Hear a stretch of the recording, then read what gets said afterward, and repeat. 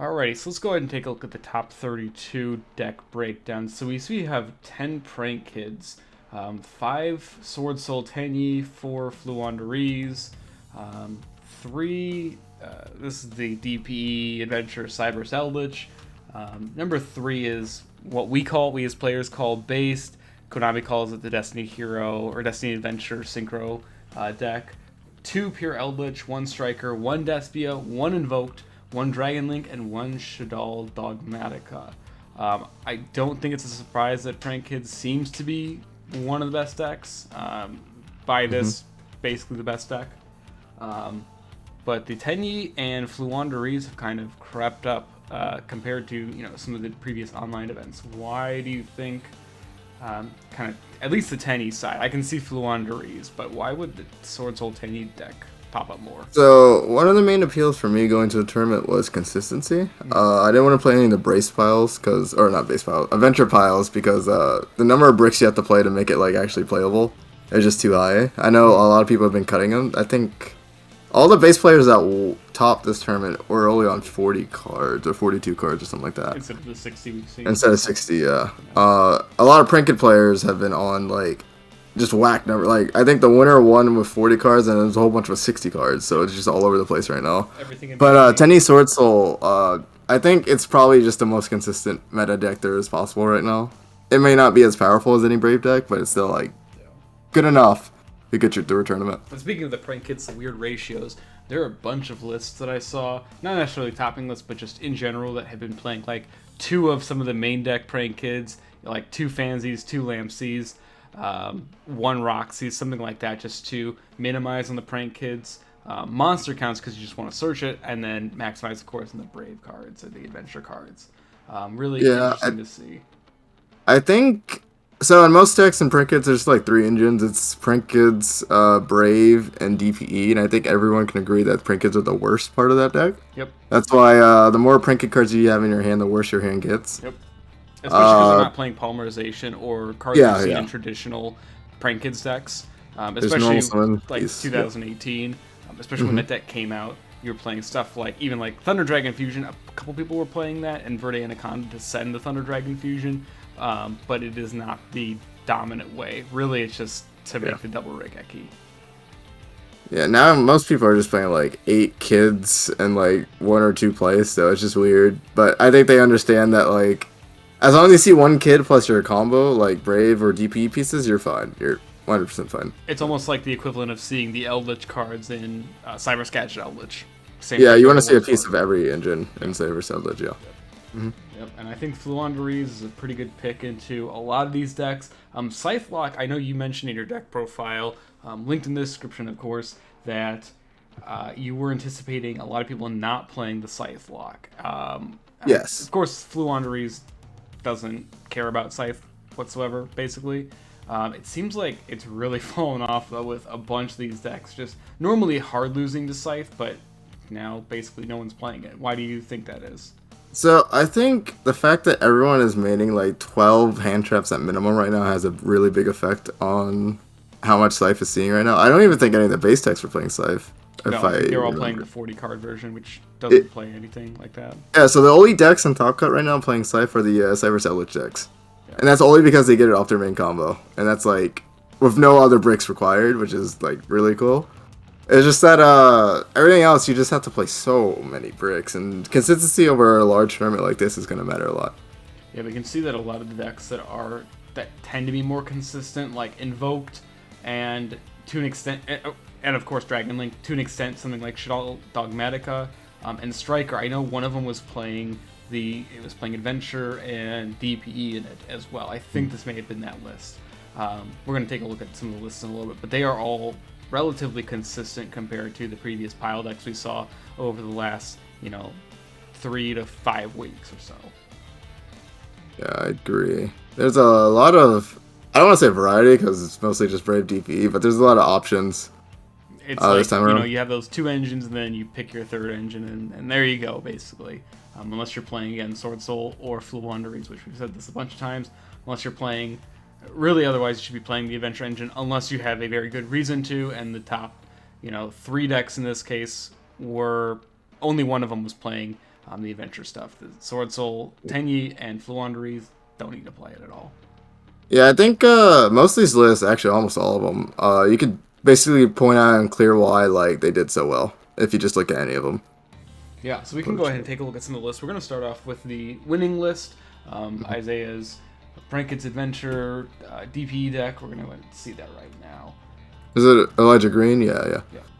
Yep, so this is his list. Again, 40 cards, minimizing, like I said, the 2 of ratios, minimizing on the Pranket's monsters. So 2 Dropsies, 2 Fansies, 2 Lampsies, 2 Roxy's, 1 Pandemonium, 2 Place, and 1 Pranks. No plan. Everyone's cut that card since back in 2018. And then 2 Impermanents, and 3 Ash, 3 Ogre, 3 Nibiru. Kind of interesting to see again, to see the 2 ofs everywhere, especially the Prank Kids ratios. But really, it is literally just to minimize, like you said, on the Prank Kids monsters, and maximize on all of your engines. He also doesn't play the Thunder Dragon Fusion, which, that's more of a tech card right now, because again, Verte can send it, but usually you just want to go DP instead. So I believe it's been mentioned somewhere that in his list he actually was supposed to play Nightmare Unicorn, but he accidentally put 2 Butler instead, so they forced him to play the second Butler. Oh, okay. That would make sense, yeah. And I remember people were playing 2 Butler for a while when Meow was at 3, but now they've since cut it again. Worst cards in the deck are the Prank Kids. Yeah, a common trend I saw this tournament was that most Prank Kid players are playing Link Rebo in Dark now. Yeah. He's not, of course. He's playing the second Link Spider and second Verte with Starving Venom. Some of them caught Rocket Ride too, I believe, now. So there's just a lot of room for changes, like always. I think this is the winning list. This is different. Super Poly, I don't know what Super Poly is for exactly. It is for DP. So he does DP. Play Starving Venom as well. So they have like DP and another Dark Monster. If it's like Striker, for example, or even sometimes Cyber Scattered Eldritch. Not often like Sword Soul. You don't really see too many Darks in that. But it is literally just to go into that. And then the Mirror as well is to summon your own Rocket Ride or Weather Washer. Yeah, that's pretty good. Which I know a few people, we'll get into one of the other lists that was playing tech cards for the Prank Kids. A lot of people don't realize that you can trigger your own Prank Kids off of being Super Poly, which that comes up for some people. Otherwise, we also didn't see Instant Fusion. Not super necessary, but traditionally Prank Kids has always played that card because it is always just a free monster or an extender for 2 bodies. I believe I've met with a few players actually over the weekend that said the same thing, that it's like a brick or it just isn't doing enough for them. Yeah. Well, and if it's like your only, real starter or extender in your hand, it's not great. You'd rather just see basically any other card. And I know the Link Karibo was, of course, for the Dark Play, but because you summon your Prank Kids token, and then you can link into it. Because for some reason, the Prank Kids token is a level 1 Pyro. Fantasy is also level 1 if you ever need to do that, too. Yeah. Yep. They don't trigger their effects, but that is A-okay. All right, let's go and take a look at the number 2 list. So this was the Eldritch Stun deck, playing Reaper in the main deck, and only 8 monsters. So the 2 Lord, 2 Winter Cherries, and 3 Lord of the Heavenly Prison. Standard Cursed Eldland, but not standard for a Stun deck. This is really interesting to see. Not a lot of Stun Eldritch players in Top Cuts events tend to play this card. He's also playing the Eldritch Black Awakening and White Destiny. I know he played it at least the White Destiny, quite a lot on stream as well. Really interesting to see there. I didn't get a chance to watch the semifinals and finals, but I heard like it was basically Eldritch doing Eldritch things. Yep. I can tell from looking at this list that there were a lot of meta calls for it, like Anti-Spell in the main, and there could be only one. And Gozen. Yeah, Gozen I can understand, but there could be only one's an interesting choice. I'm curious if he ever said anything about his reasoning for it. I don't know. I know he did play it. I think it was on stream versus. It may have been Raphael Nevin that he played it versus Prank Kids. The most interesting thing to do, because it doesn't do a whole lot versus Prank Kids. It did in that situation, but generally speaking, Prank Kids even used to tech it. Once Phantom Rage came out, they were teching that card in the side deck. But interesting to do a bunch of 2 ofs, like 2 goes a match. 2 there can be only 1. 2 Ice Dragon's Prison. 2 Punishment. 2 Torrential as well. And interesting in that side deck for sure.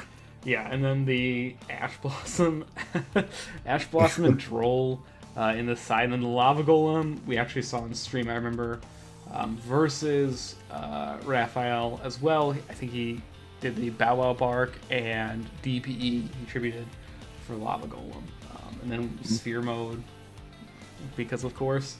App Cologne and Kagari are interesting. I'm not sure why he played for the Reaper. Okay. And why specifically the tech of App Cologne? Yeah, I'm not sure either. Because like Eldritch just plays through Winda anyway, and that's the he's only not card playing Ariel. No, he's not playing Ariel. So yeah, I don't know. That's weird. It's first set rotation, but it's still kind of funny. Same chance to open Mystic Minus set rotation in the 2 zombie world, and basically just Cherry's targets and some Maximus targets as well, and Gustav Max and Lieb, and basically a Celine and health package to go in access code, and Dark to Steel DPE because you can normal summon Ghost Reaper and Winter Cherries or use your Lord of the Heavenly Prison. Interesting, no Lina either. Yeah, which is pretty standard for Eldritch, because not that he could really do anything with the search effect, but at least for the summon effect in something like the Mirror, he could go. It also gets you out of Goes and Match luck. Yeah.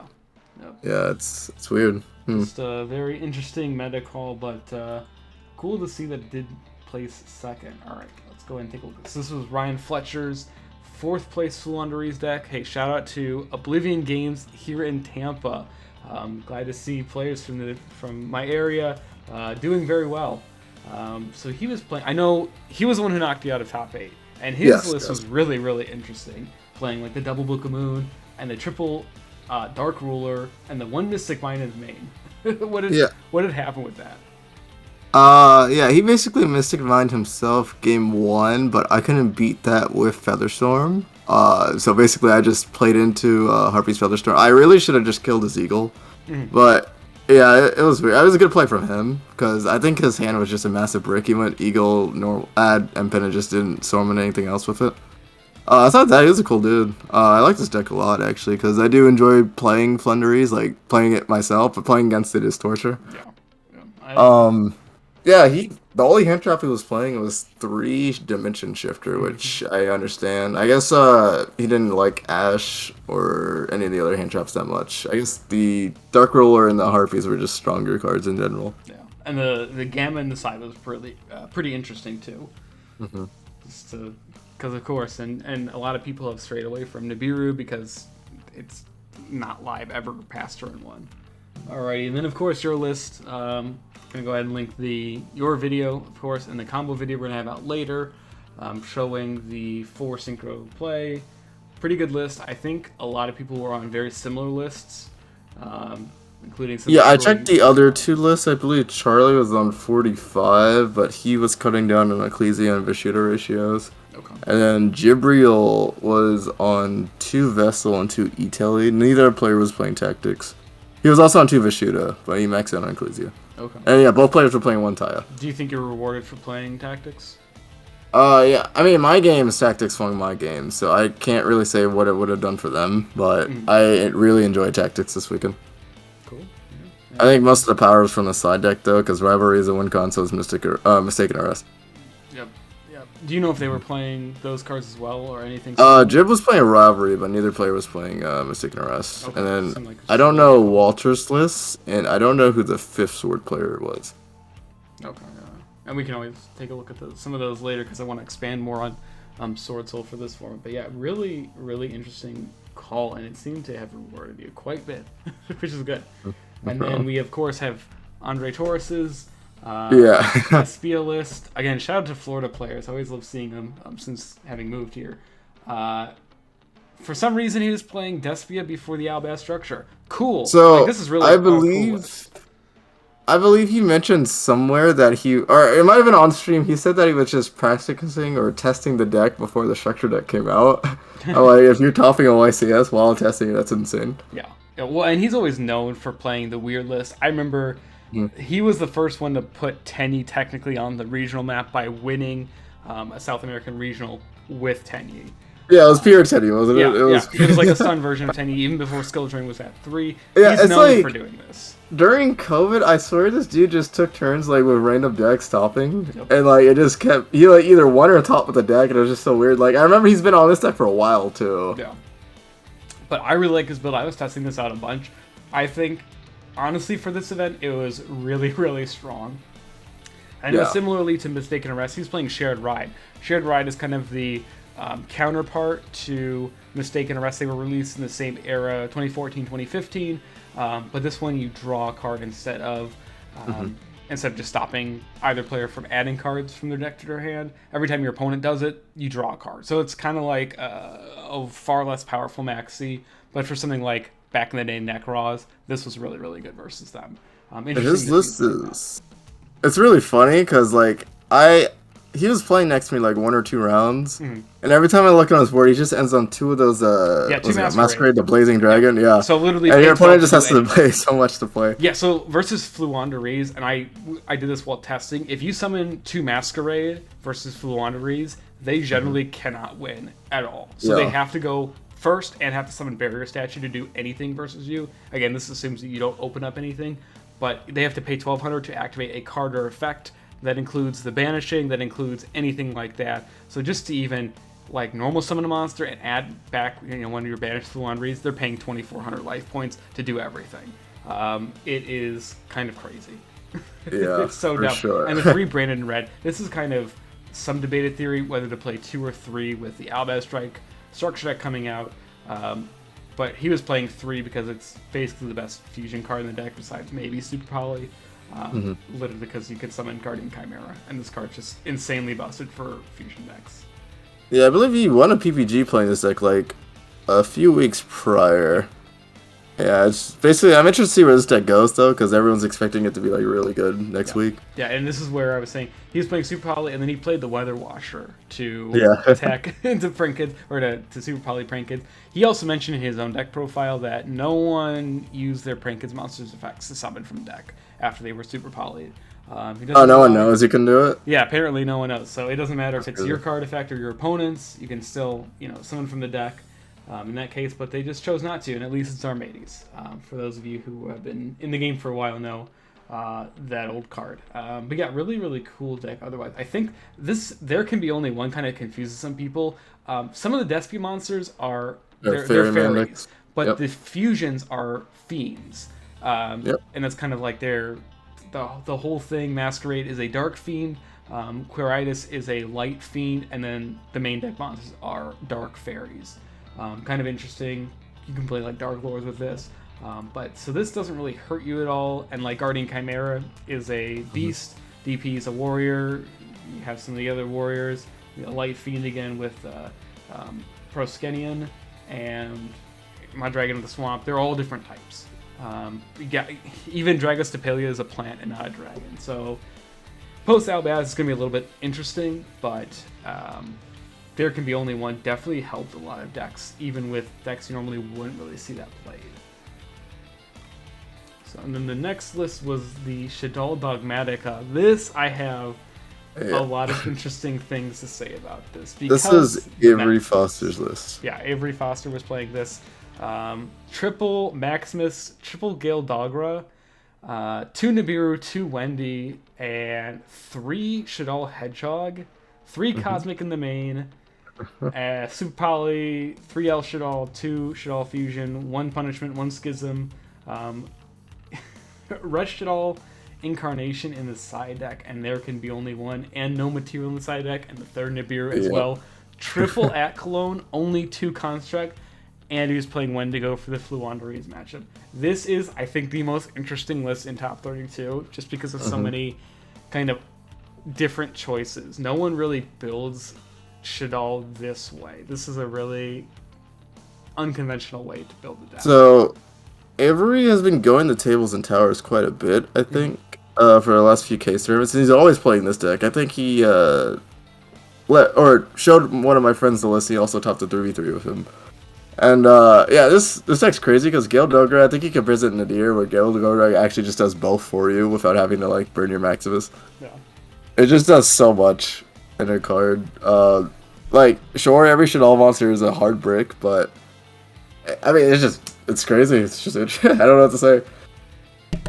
Well, he's playing Super Holly in the main deck, so you have effectively 9 fusion monsters. They're going to have some kind of monster you can use as an attribute, including Fluwandereeze, again because he's playing Wendigo. So you can normal summon Wendy, cool, alright, activate Super Holly, even if you chain whatever, and then summon Wendigo, which turns off, I think the number one issue is Wind Barrier statue, because you don't really have a good normal summon that can play through Ryza. And the Wind Barrier statue. But this was a really interesting list. Again, there can be only one. Seems to be helping a lot of these decks because all the El Shaddoll monsters tend to be different types. Either Fairy, Spellcaster, Machine, or Psychic in this case. I'm interested in how he plays versus Fluwandereeze. He has, like, no hard stop for it, actually. Yeah, he only goes the Cosmic and the Super Poly, and that's assuming that he has a Shaddoll monster in hand to normal summon. That's like, yeah. And then he also plays the Twin Twister. Again, I assume for the Fluwandereeze matchup just to have some back row removal going in. And so the worst thing he has to play through is Wind Barrier statue. Because I guess, if you remove the map and the normal trap, then you can just go normal summon Wendy, Ecclesia, or any of your other Shaddoll monsters, attack over, say it's Wendy, or Squamata, or Shaddoll Dragon. Attack over Barrier Statue, Super Poly for Wendigo using their M-Pen or Ryza, anything like that. Mm-hmm. So really interesting list. I'm glad to see something like this. Did you have any other thoughts regarding the tournament or your experience with the YCS? It was a hard event. The format is obviously just not in a good spot right now, but outside that, I met a whole bunch of cool people. It was nice to know them. Yeah, good. That's basically it, though. Yeah, good to see the team. Hopefully we'll have some kind of nats to be able to get the team together in its entirety and win some places in the main event, top the main event, win some prizes in the side events. I'm excited. We have a bunch of events that Ozone members are going to in the next 2 months, bunch of regionals, a 3v3 case tournament, PS5 and case tournament. Same event that a couple of us will be at. Regionals, any new YCSs that tend to pop up. Yep. Yep. So this was our breakdown for the top 32 at YCS Charlotte. This is Erica and Sean with OzoneTCG. We'll see you guys in the next one.